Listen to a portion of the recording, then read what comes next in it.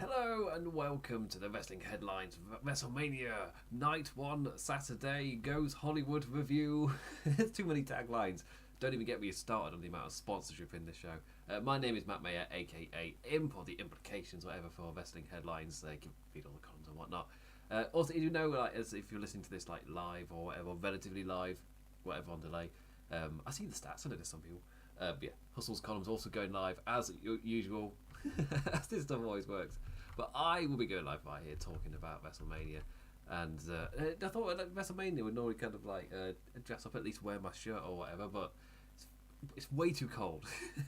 Over in the UK, spring has not started. Anyway, that's a tangent none of you care about. So, WrestleMania 39 Saturday, there's quite a lot to talk about. It's 5 a.m. I'm just going to jump through it. I do apologise. I do absolutely apologise. It's going to go straight into the show. Kind of like no faffing about whatever. So Hollywood, California, with the announced during the show attendance of 80,497. Thank you, Miz, for saying it twice, making sure I definitely got it. Kevin Hart, our Hollywood celebrity, introducing us to our night of action with the cold open. Also, just other things as well. The stage with a fantastic, like Oscars-like design to it. That kind of reminded me a little bit of the previous like WrestleMania in Hollywood design, where it's got the red carpet and you got the movie-like screens. But it was just the way this was staged for a much grander venue. Like they took that idea from WrestleMania 20, I think it was. Took that idea and just made it a much bigger scale, and obviously just a lot more gold to it because it was very blue and red that previous design. But yeah, again, the red carpet, huge design, the ramp. Impressively massive. Like, my god, it was huge. Absolutely huge ramp. So, WrestleMania's had some big ramps in the past, but that one was bloody impressive. So, well done to them, well done. As for the show itself, for me, absolutely delivered. I can't applaud it enough. Like, seriously, a really well paced show, really well put together. The down, because I've been a bit critical of the downtime of the Peacock stuff, and maybe I'm just getting used to it now, but I honestly didn't mind. Maybe just because like the matches in between were paced so well enough where I didn't really mind about the breaks. I was perfectly fine just to.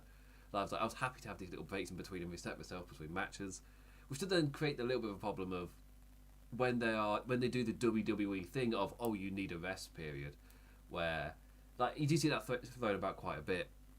Where really my only take on that is. But nowhere else in wrestling does that. It's just a WWE thing.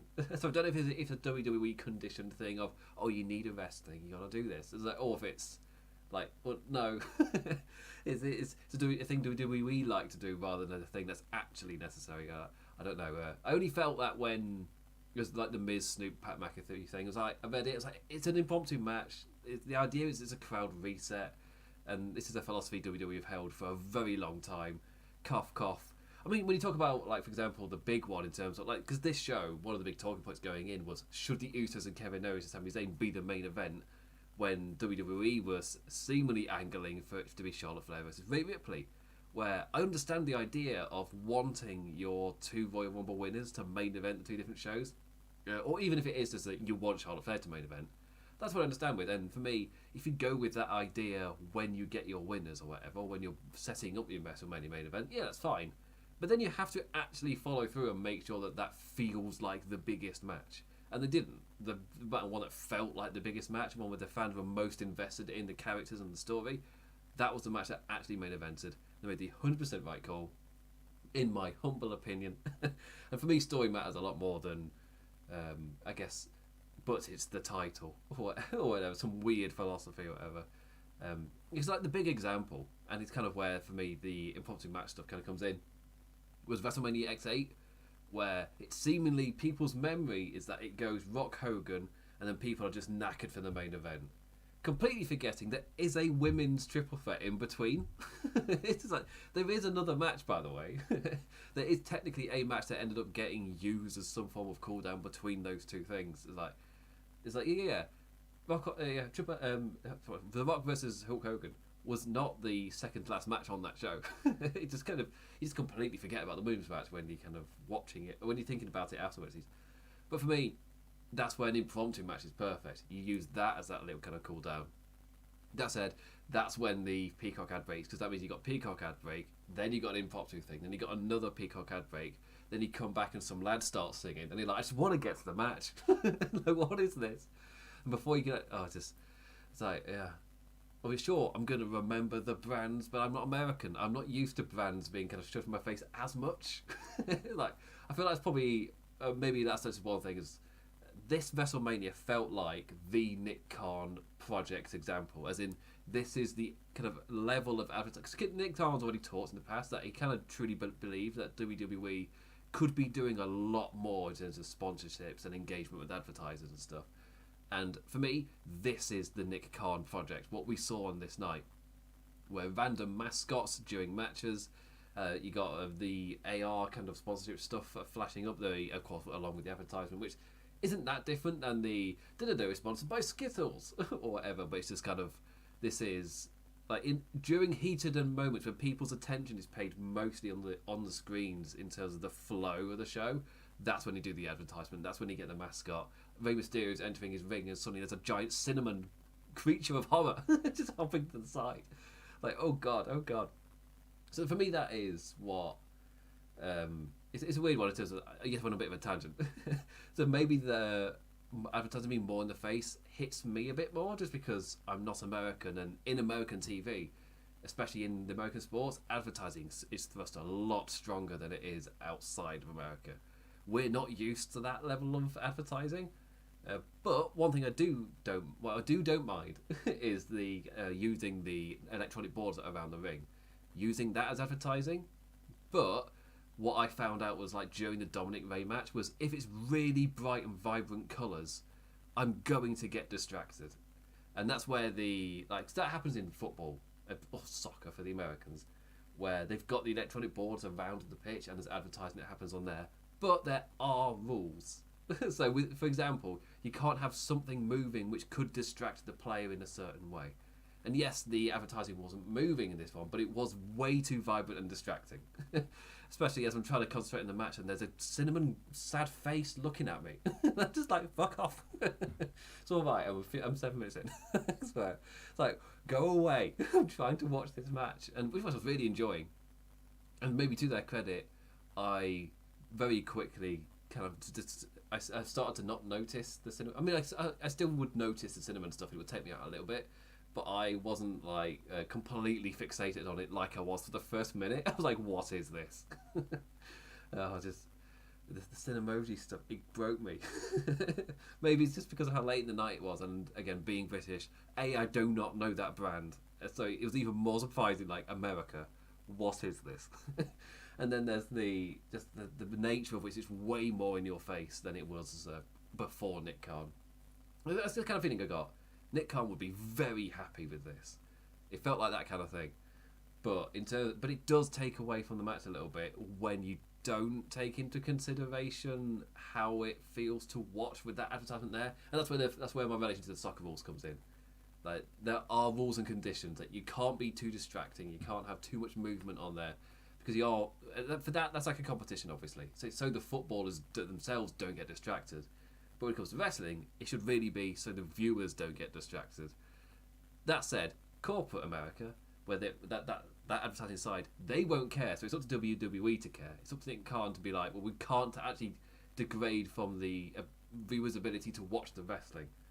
But it's America. I know what America's like. I've watched the NFL. I've watched America's airing of our football, and he's watching it. It's like, oh god, like every inch of our sport gets just plummeted with advertising that doesn't exist in our country. Because I don't know if you've watched our football on your TVs, then you would have seen, like, they did a halftime presented by Horizon or whatever it is, or like during next to the scoreboard things will pop out, or you get stats and the stats themselves are sponsored by certain things. Yeah, that's a your country thing. That's not a you getting our feed. It's like, no, that's all put on by American TV production. Our halftimes aren't sponsored. Our scoreboards don't have anything popping out of them. That's all a you thing. We don't do that. So, this case in point. Maybe my kind of overall thing of like, oh, this is what the Nick Khan WWE will be like. It's like, maybe that's just a me interpretation that the advertising is just too distracting to a certain level. Just be more conscious of what you're picking. Don't flip and pick the bright purple background with the bright yellow smiling faces of the emoji cinnamon feckers. Like, don't do it. Again, that's just my personal opinion. Anyway, so the main event itself, I want to talk about the main event first. Maybe I'll then go to the women's match, because I feel like then the rest of the card I could just talk about willy-nilly. But the main event, also apologies if the microphone does ping up the birds chirping outside. It is 5:15 in the morning, and I have got the microphone as far away from the mother as I possibly can. But it's bloody early. So, the main event was the Undisputed Tag Team Championship, the Usos versus Kevin Owens and Sami Zayn. I've already said that I personally thought this was the deserving main event, and so I'm happy that he did get that spot. Sami Zayn gets his big moment. Kevin Owens with his second WrestleMania main event in a row. Who'd have thunk it? These two Canadian lads main eventing WrestleMania. Who would have thought it? Two lads wearing Pro Wrestling Guerrilla logos on their gear in the main event of WrestleMania.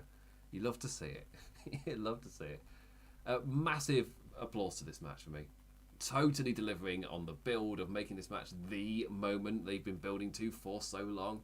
Just a huge applause. Sami, so good as the babyface in peril. So good he did it twice. Only just surviving both times a KO to then run fire with the hot tag. Whilst the Usos were playing the perfect dominant kind of heel foils to do like such a good hot goody act in KO and Sami. And Jay and Sami's relationship weaving in, adding some perfect main event drama to proceedings. They were the emotional through line for like the entire run for Sami Zayn in the Bloodline. And for me, that's kind of why I was never down on this being the main WrestleMania match for Sami Zayn. It's because, yeah, like the Roman match, Roman is the big boss of WWE, but Sami's emotional through line was Jay. Like, the end point of Sami's story always had to be with Jay and not Roman. So yeah, he could beat Roman, but then his story is the emotional through line's not done until he faces Jey Uso in some capacity. And this match, they nailed it, just in terms of the way that the focus in the end just became more and more.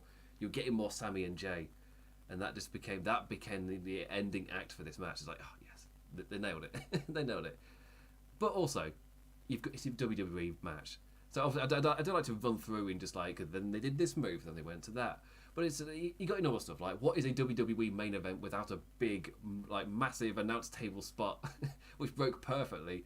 Like the match having such great flow, like in this example with the announce table, like KO crashing through perfectly to build to Sami becoming the first man to kick out of the 1D, to a huge reaction from the crowd.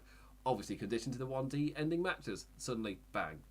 That's why you don't have people just kick out in there like, oh, wouldn't that be a good moment? No, you save it for stuff like this. The Jay and Sami sequence towards the end, so strong. Uso becoming increasingly frustrated, chatting shit and hitting the haluva kick. The babyface comeback so good as well, as the Usos themselves got a new opportunity to kick out of some near falls. Both teams showing their refusal to die. The crowd standing on their feet as both teams rose to lay in the blows. That's the same in the Flair versus Ripley. They threw everything at each other. They're both kind of knackered on the ground. They slowly rise up and do your stare down and then just lay in the fists. Both matches. It was a great spot. The false finish was, for me, there's one false finish that was really convincing, where the Usos hit their super kick party, KO down. It's just Sami alone in the ring. Oh, the other way around. Sorry, KO was down in the ring receiving super kick party. Sami Zayn's being super kicked as well. He's down on the outside. And it leads into the double splash. There is no Sami Zayn coming for the save, and it's just KO down. Super kick. He's been super kick partied. He's been double splashed and still kicks out. And I was just like, momentum-wise, you got me there. Well done. Yeah, really good false finish there. And KO himself, he's isolated in the ring, getting his ass beat. But fight Owens, fight. That moniker you've got to show as well. Surviving to tag in Sami, who was staring holes in Jay, as the emotional through line of the entire story between these two hit home. Like, this was it. Focus fully on it. Hitting the haluva kick. Sami Zayn then catches Jay, hits a second, catches him again, and he's apologising. KO stunner to Jimmy, and he hits a third for the win. Huge pop. Absolutely massive. And a stunning ovation for the new tag team champions. Both lads crying and hugging in the ring as a pyre fires loud. And I think there was one shot of Sammy's wife, and then just hit it home as well.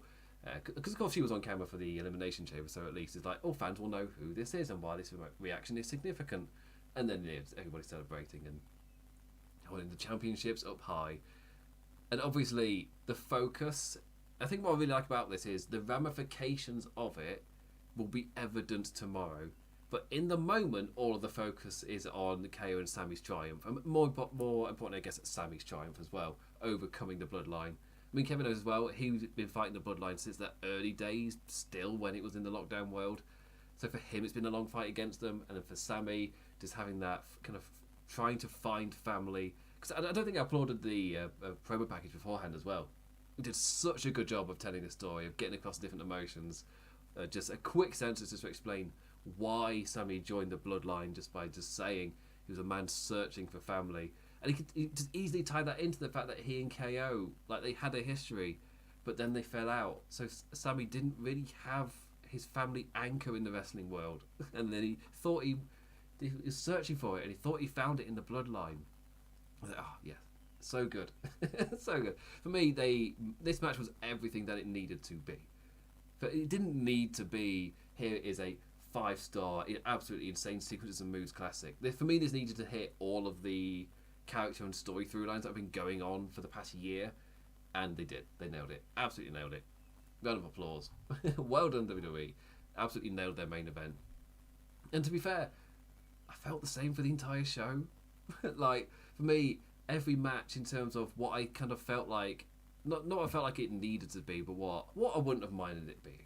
And every single one of those matches kind of just hit that groove of, after I finished watching it, it's like, yeah, that was perfectly what it needed to be.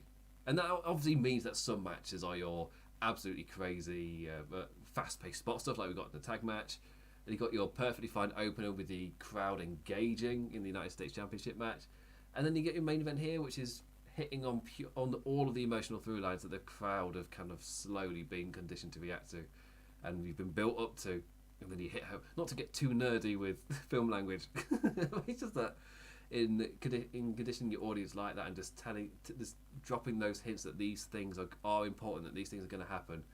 Like, for example, when Jay hits Sami, catches him, you're like, oh, that's also a reference. And then Sami does the same thing. It's like, when Jay first does it, it's not I was like, oh, okay, makes sense that these characters that would do that. It's like, yeah, not much. Cannot applaud it enough. Cannot applaud it. Also, Jay's acting. It's like he's auditioning on a grand stage in the Hollywood.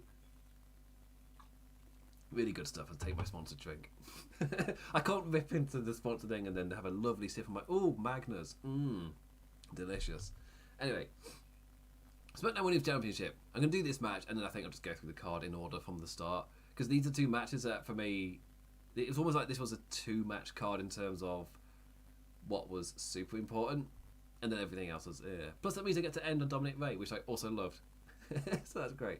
So, SmackDown Women's Championship, Charlotte Flair versus Rhea Ripley. The two finally getting a Mania bout in front of a proper crowd after their initial 2020 match got caught in lockdown emptiness. Rhea, a much hotter act 3 years later. A much truer, era transitioning match than kind of what they were shaping up the original NXT Championship match to be. Like, no surprise, this match was fire. Like, yeah, Charlotte Flair has always been great. Sure, her booking hasn't been great, and it definitely has presented her as this kind of, it hasn't presented her in a natural way. Like, especially whenever she tried to book her as a babyface, it just doesn't feel right. Like, the way she holds herself and presents herself and kind of talks and walks, whatever, it just doesn't feel like someone you should be cheering for. And sometimes her kind of babyface ones have felt a bit more natural, but there've always been other people that have felt stronger in that position than her when it's happened. It's like one of those ones where it's like, you've not felt like the person who should be in this role here, but when she's the heel, she feels like the queen. She feels like the top dog. But regardless, her matches are always fantastic. So it's one of the things where, for me, because this builds another example. Charlotte Flair presented as the hero, Rhea Ripley is the babyface, but of course, slowly as it gets closer and closer to WrestleMania, it's kind of like, okay, it's writing's on the wall. She's clearly turning towards the bad side, and Rhea Ripley, it is a fan reaction, and Rhea Ripley's clearly turning towards the good side, but it's that interesting twist that, well, Rhea Ripley's getting over with the crowd in a heel act, and the person she's helping get over as a bad guy is being received very strongly as a bad guy. But the reason that Rhea Ripley's so over as a good person is because of her work being so good, being the controlling factor for that guy's getting amazing bad guy heat. So she's a perfect tweener, really. And the Triple H loves those kind of tweener world champion stuff.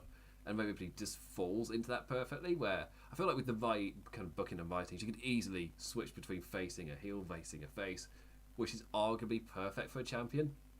I mean, she can have a relatively long run, just because she is going to be able to have such a mix of matches. Like, she's not stuck to having certain kinds of feuds, just because she can swing either way in terms of being the good guy or the bad guy for whatever feud she's in.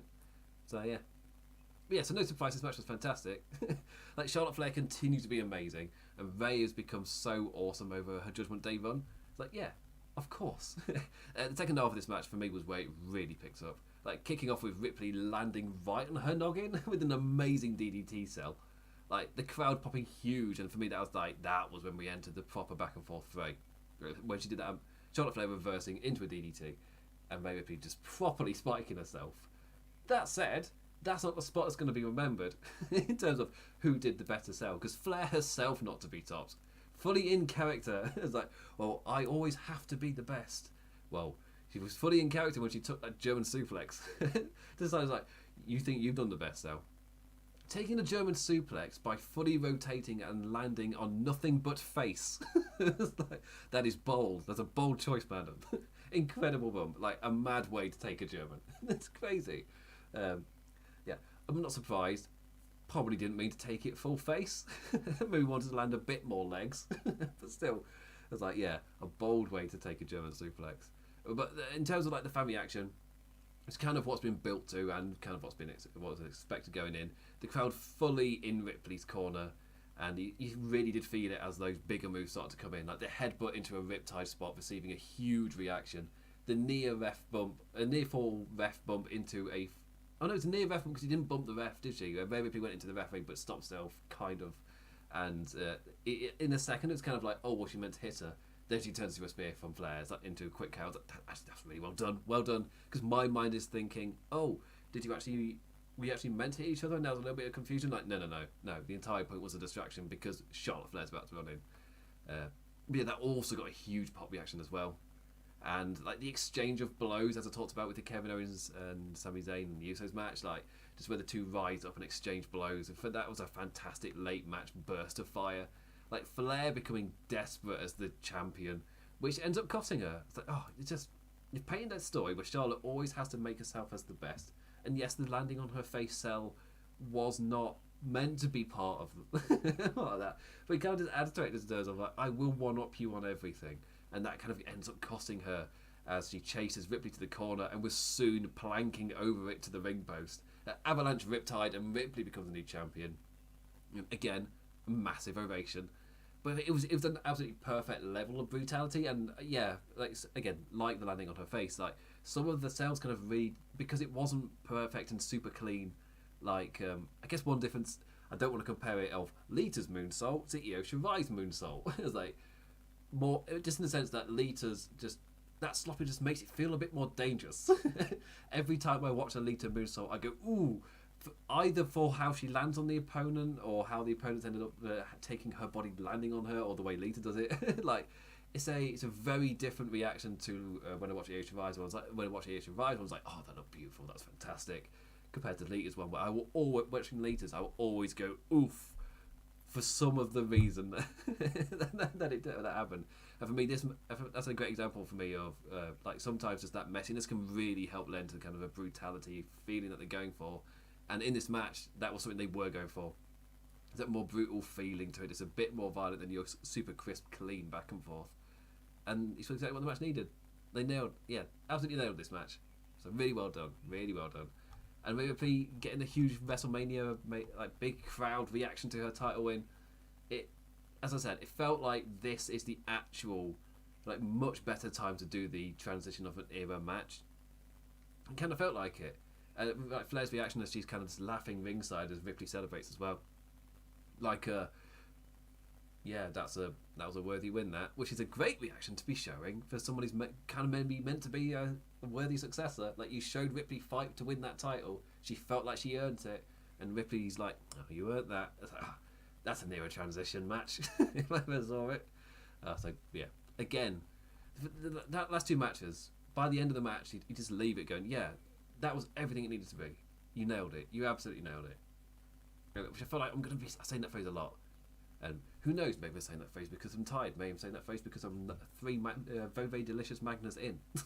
But still, yeah, nailed it. Absolutely nailed it. Right, now I'm going to go through the card in order. The United States Championship, then the tag match.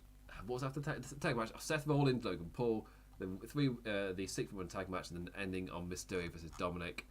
So, I've been very high on the final two matches. And maybe, I don't know whether to be not high on this or not. So, Austin Theory versus John Cena for the United States Championship. The reason why I don't know whether to be harsh on it at all or not is because this, for me, this was the definitive average match. Like, so it was a definitive average match, but in terms of getting the crowd engaged and involved in the show, the crowd had a jolly old time reacting to Cena's offense. It's like, that's what they wanted to see. They wanted to see John Cena do his offense. They wanted to react. They wanted to go, "You can't see me," and do all of that stuff, and they did. And the crowd had a lovely time, and I'm assuming a lot of people watching also had a lovely time. It was, in terms of like the actual match that I'm watching as well, bang average, but like in terms of what the crowd seemed to be there for, they wanted to react to John Cena's moments, and they reacted to John Cena's moments. It's exactly what they got. So, how harsh can I be? And in terms of like the fan involvement as well, it got them involved. It kind of woke them up and got them ready for what was then the actual like crazy pace match where they are on their feet chanting "This is awesome" and all that stuff. That came next. This one got them involved in the show and actually being vocal. So I said, in a way, I'm like, that's why NXT had No Way Jose open shows. So, am I comparing John Cena to No Way Jose? I think I am. That's my comparison. John Cena was the No Way Jose of this show. He's the guy that comes out because everybody just active, just warming up. It's like, come on guys, let's just stand up. You look a bit sleepy today. Let's get you doing star jobs or whatever. Get you engaged in the show. Just participating. It's like, yeah, whatever.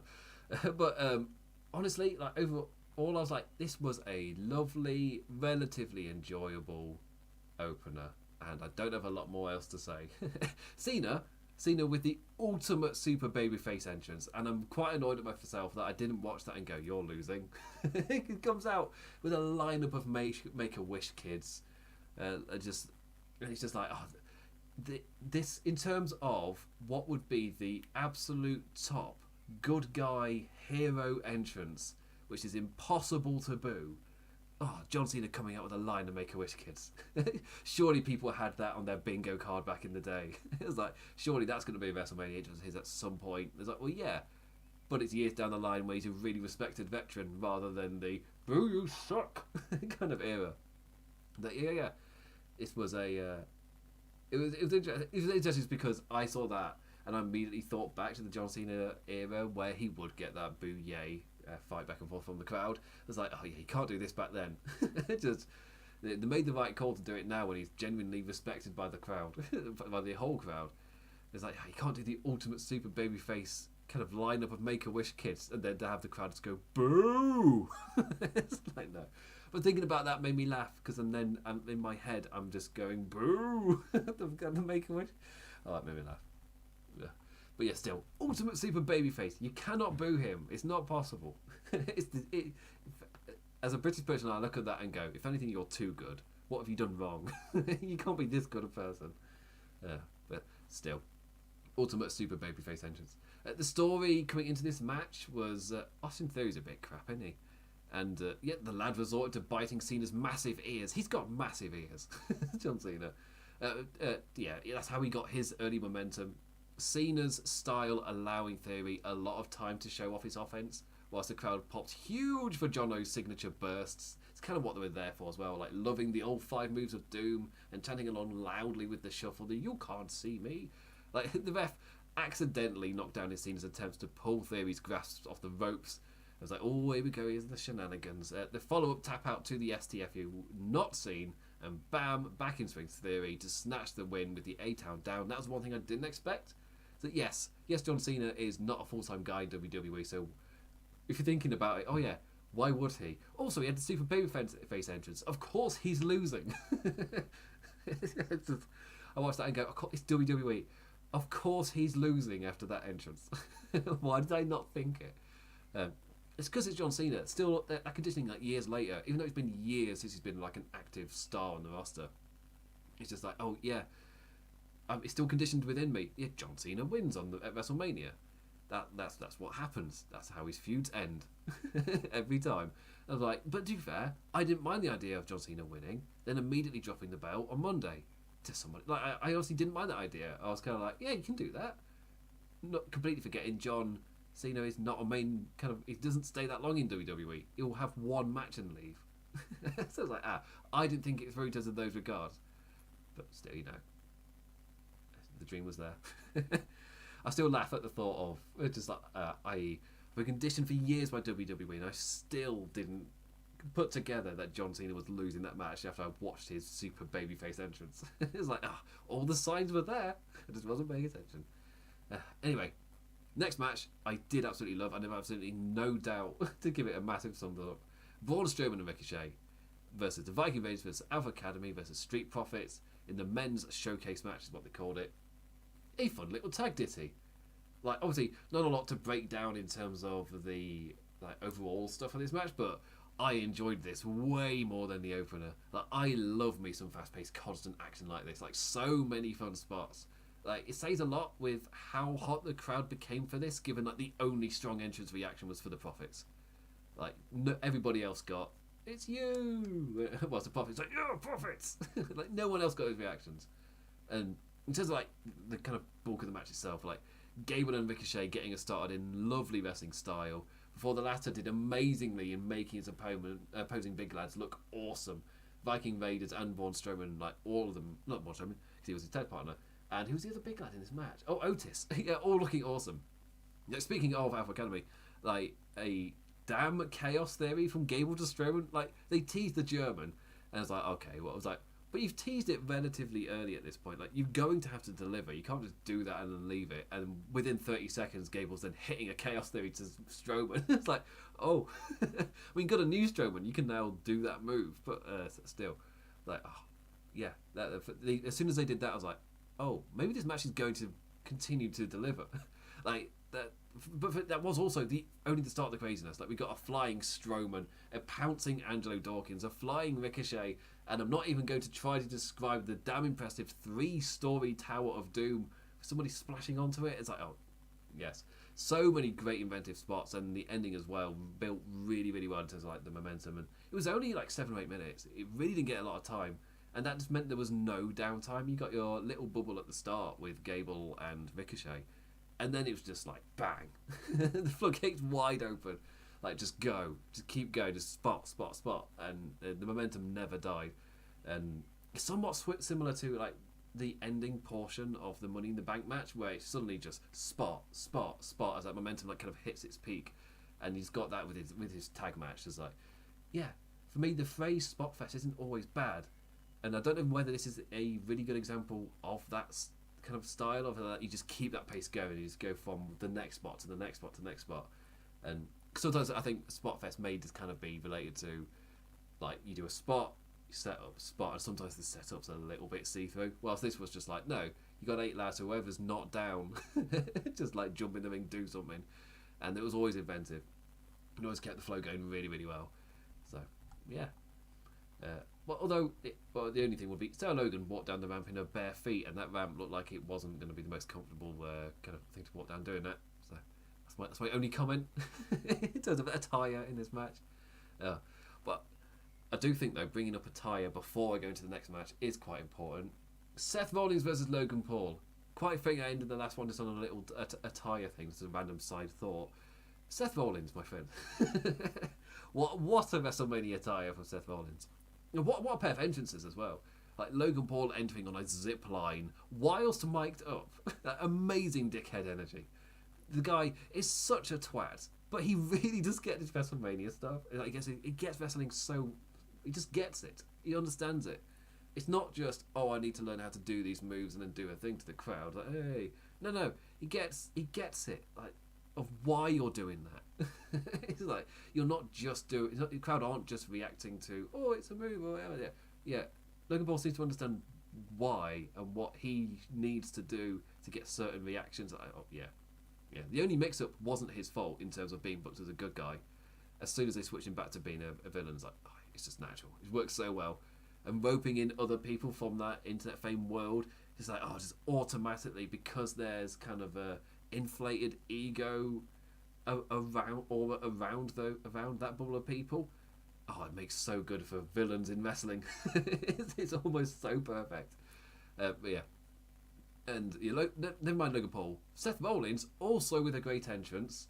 Such an amazing over-the-top wardrobe, which was to be expected. But having a conductor conduct the crowd was such a great idea.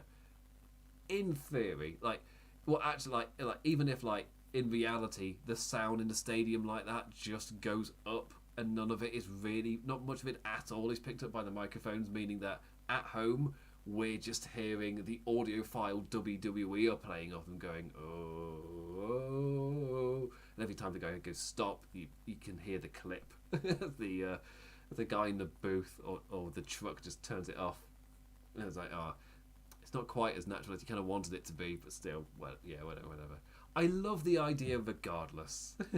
Visually, it was great, and you got to see all the people standing up and doing it. It would have been another great crowd participating moment. But still, it's that shame that, at home, when he does that, we're just hearing a not very well mixed audio file play and then clip at its end. It's like, okay.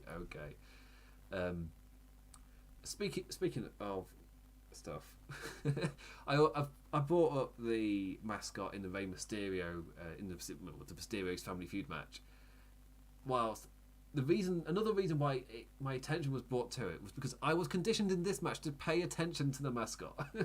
Chekhov's bottle of Prime existing over there in the corner as this match bubbled up nicely. And I'm just like, I've got my eye on you, bottle of Prime, whatever Prime is. I don't know. I'm not American. I don't know what is that a Logan Paul thing or is that just a show sponsor thing? I don't know. I have no idea what this is.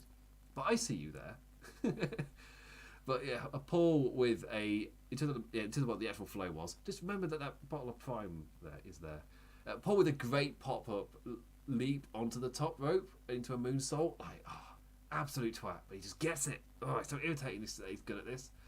Also, he did the buckshot lariat as well, but did it early on because that's to set up him later not being able to do it, where the match is elevated very nicely, with Seth stomping Logan's hand onto the steel steps, neutralising the lad's punch that he's bragged on about for ages, and he's not able to hit the punch. Whenever he's able to hit the punch, but not able to capitalise because he's been injured by Seth Rollins. It's like, yes, he's just elevating nicely.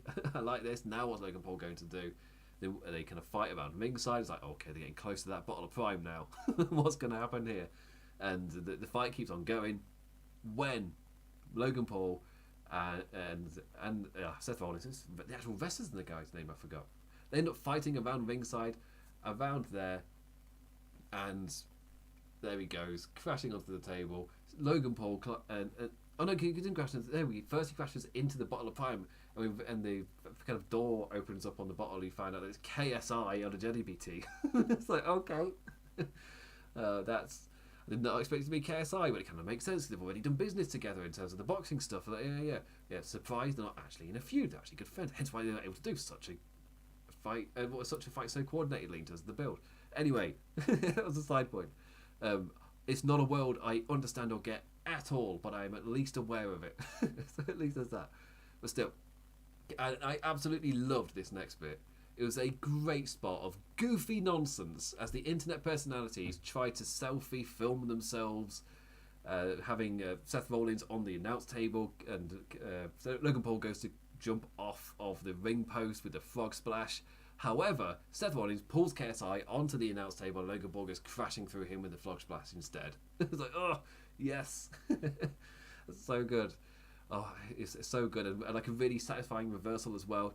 And the crowd bit huge with a massive pop for the pedigree near fall that came afterwards as well. It was just such a good flow of momentum, just in terms of the sudden, quick, everything changes because Seth has reversed this kind of thing, and then he can capitalise as well. I was like, oh, yeah, a really, really strong reaction from the crowd from it.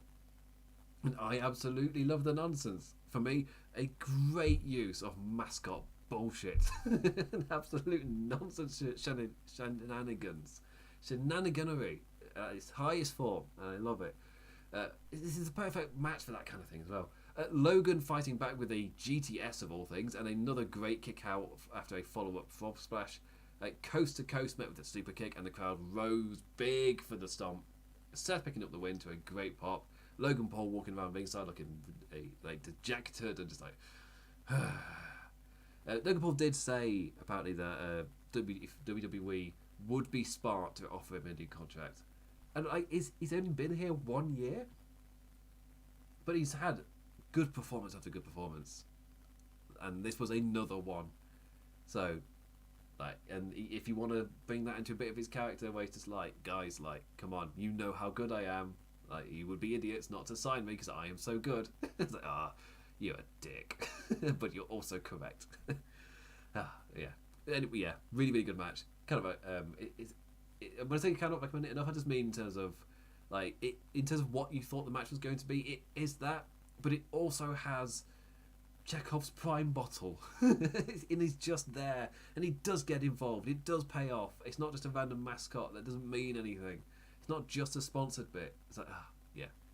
For me, good use of sponsorship compared to the Mysterio match, which for me was, it didn't fit what was happening around it, and it was distracting. Whilst this was, keep your eye on this sponsored item, and you keep your eye on that sponsored item. I have to think for a second what the sponsorship was in Rey Mysterio's match. It's an emoji, but it's only just because I had a British reaction to it compared to the Prime bottle. It was like, oh, I remember the Prime bottle, yeah, because it was integral to the plot. I remember it. Anyway, I'll move on to the next match. Don't worry, no sponsorship in this one. Becky Lynch and Lita and Trish versus Damage Control. A perfectly fun 6-woman tag. Nice to see Trish and Lita wrestle, which was really the main draw for me. Sin City black and white entrance for the legend faces in Hollywood, and really a decent affair really from it. Again, another one that I cannot in terms of what it was, I think the way I would explain it, in terms of what it was, I can't recommend it enough in terms of what you wanted from this. Did you want to see a relatively fun 6-woman tag where you get to cheer for your legends, they get to do their big spots again, and you go, oh, satisfaction, oh, moonsault, hey, chick kick, hey. So yeah, that's what this was. It was exactly what it needed to be, which is the phrase I've used earlier already. Damage Control shown as a better oiled machine, but as the match wears on our good old hero show, they really do have what it takes to beat them. Again, they're already the champions, they've already shown that, but this is WrestleMania. The final flow of momentum really enjoyable as the signature moves started to fly. In the end, Trish, I can't really say it. Chick kicking Kai down, Lita nailing her moonsault. Good for her. She nailed it this time. I didn't go, oh god. Whatever. I was like, oh yes, nailed it. And Becky reversing Bayley to belly into an avalanche manhandle slam for the win. A match all about having a fun, lovely moment with the legends doing a wrestle, and that's exactly what we got. Good fun. Just a little golf clap. Not a huge round of applause. Save that for the main event. This gets a little golf clap. I was like, yeah, yes, it was lovely. It was a lovely, lovely little ditty. Yes, I enjoyed watching Lita and Trish wrestle again, and obviously the other women who I also are very, very, very good. And Io Shirai's result is so damn beautiful, which is no surprise. Yeah, I look forward to whatever comes next. And part of me thinks that Io and Dakota kind of need to maybe branch away from Bayley. I don't know whether they need to properly break down Damage Control, but it's just that point of Becky Lynch just saying in the build to this, where it's you're really talented, but you kind of just end up being lackeys to a group that isn't really accomplishing a lot. It's like, she's right. Therefore, after WrestleMania, they take action because they lose again. Then what do they do? And it's Bayley takes the pin, so that kind of works as well. Alright, now the final match to talk about. I was looking forward to this, and I loved it so much. And then let's find out Bad Bunny's on commentary. So if you listen to the Spanish feed, it's good for you and it's good for them. And Rey Mysterio, Dominic Mysterio, Prison Dom getting his big WrestleMania entrance. It's like, oh yes. They're like, oh, this is so unserious. I love it. Like a prison escort through the crowd whilst wearing Rey's Halloween Havoc mask to nuclear heat. It's like, oh, I love it so much. I love it so. Just the video package of as well of him being in his cell and then the police escort taking him into the car, and then he gets out of the car and he's still chained up and he has to be unchained. It's like, I was like, oh, best thing is it would have been prison for such a short amount of time, and here they are so long later being like, this guy has come to this match from prison. This is how hard and dangerous this man is. Corey Graves on commentary saying that his life is like a Death Row song. It's like a song from Death Row Records. It's like this is so unserious, and I love it. It's like, yeah, none of this is serious. It's so good. Rey entering in a lowrider with a Snoop Dogg to Eddie Guerrero's music. I popped so huge when Eddie's music started to play. It's like, oh, this narratively works really well as well. Just because, like Dom was saying, that he feels so much closer to Eddie than he does Rey. Like, it wants to be Eddie that he echoes and not his dad. In terms of like the heel heat kind of stuff. And then Rey's like, you don't actually know Eddie.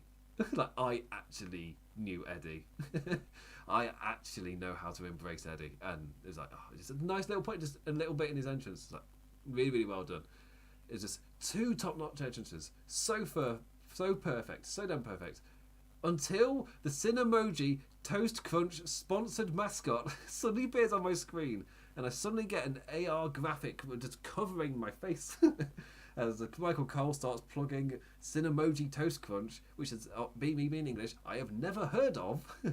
So therefore, when there's suddenly just a giant man in a cinnamon mascot uniform just jumping up and down, yay! As Rey Mysterio is making his entrance, all of the boards around the ring change into the Cinnamon Toast Crunch logos with the bright purple, really vibrant purple, and the cinnamon kind of people were just dancing up and down on it, and they're also very vibrant, bright colours. And I'm just like, this is so distracting. And it just immediately, I'm just like, oh God, please don't, at last second, just make this match just covered in the colours that we did from the Bray Wyatt match at Royal Rumble, where obviously it wasn't that bad, but I was just like, there was a vibrant colours all around this place suddenly, and I am distracted. So it did take me away. It's like, like, the match itself was a delightful lucha showing with Cinemoji advertising. I mean, fatherly beatings after a long-built family arc. It wasn't about the Cinemoji. That was a Nick Khan thing. It's not Rey Mysterio or Dominic Mysterio's fault. It's not their fault. Yeah, the message of their match was beat your kids. That's the thing they were doing. I was like, oh, that's what we're building up to. It's like, yes. When Dom is a dick, he deserves to get beaten up. I was like, but he was getting such great heel heat. I'm kind of like, I was like, yeah, I can't deny the heat here. He's doing so well. Like, he got obviously he did his stuff during his entrance, but he got another top reaction as he threw his sister's drink in her face, and it all built up to him then going back to tease his family, and that's when his mother Angie slaps him across the face into another kind of great flow of momentum from Rey Mysterio. Again, the hero goes to kiss his wife and then runs into the ring to beat up his son. It's like, yes, wrestling. Like, the wrestling match itself was of a way higher quality than I was anticipating. Sure, it was full of shenanigans, but they still wrestled like a really solid affair. Like, I was thoroughly sports entertained. Like, interferences, family drama, even the newly formed LWO got involved. Like, pure sports entertainment nonsense, and I loved it. Dom with the chain, but Bad Bunny on commentary says no. Takes that away. That distraction leads to a 619 and a frog splash for the win. Rey Mysterio celebrating with his family. Yay, happy times. I loved that match. So good. So good. And that kind of caps off my review of a really solid first night for WrestleMania, or WrestleMania Saturday as they brandingly call it. It was from start to finish. There was, in terms of the core advertised matches themselves, like nothing was like done particularly badly. Every single one was kind of what it needed to be. And sure, like in my head, I'd pictured Cena Theory being more, but it was still what it needed to be. And yeah, I guess the only question for that is in terms of card placement. But again, I think going from the Mysterios match into the Women's Championship match, you just get a very strong flow of momentum and flow throughout the show. Like when the main event's happening and it's gone 4 a.m. and I am not sitting there going, "Oh my God, let me sleep." It's like, yeah, like it was 4 a.m. and I was enjoying Ripley, Charlotte, Flair. I think at that point, and like, yeah. I like that. That means you've done something right. If it gets that deep into a show that late in the night, and I'm still massively into what I'm watching. So yeah, well done. Very, very strong. Really strong first night. Obviously, we've got night 2 to come later, which is on paper still also a really strong show. I don't know if there's like gonna on paper there's as many matches that I feel like I'm. Like in terms of the middle card stuff, like because this had the Seth Rollins, Logan Paul, and it had the Rey Mysterio's match as well, and obviously the women's one. I feel like, I'm not going to be as into Lesnar Omos as I am this. I don't know if they've got their sports entertainment nonsense mid card affair in there, as well as their like show stealer one. Like, they got obviously the show stealer is obviously the Intercontinental Championship match, but I don't know if they've got the same awesome mix that this card have. There's a lot of mirrors because obviously there's the women's tag match and the hot invested bloodline match in the main event as well. So maybe you got 3 points of echo, but still, I feel like this might be my preferred night. Maybe I don't know. I'm saying that having that with night 2 having not happened yet. It doesn't happen until the next amount of time. I don't know why I tried to figure that out at 6 in the morning, however long it is. But still, really good stuff. Really, really good stuff. And I'm starting to repeat myself, so it is time to end the review. You can follow me on Twitter at the Damn in the Cats Dams in Damn. I've also got my Twitch there. I've not streamed in months. There's Wrestling Headlines. That's at Russell Headlines. That's Wrestle without an E. And also Wrestling Headlines over on Facebook. Yet I keep plugging it on this show, but I almost feel like there is no need. So yeah. Facebook is massively good for us. So yeah. Thank you. I don't know where I'm going with this. It's late. Anyway, that was my opinion on WrestleMania Goes Hollywood Night 1 Saturday. What do you make of the show? Comment below and let me know. And hit up all the different things. That any engagement, any whatevers are always appreciated, never taken for granted. And with that, what did you make of WrestleMania Night 1? I bid you adieu. Adios.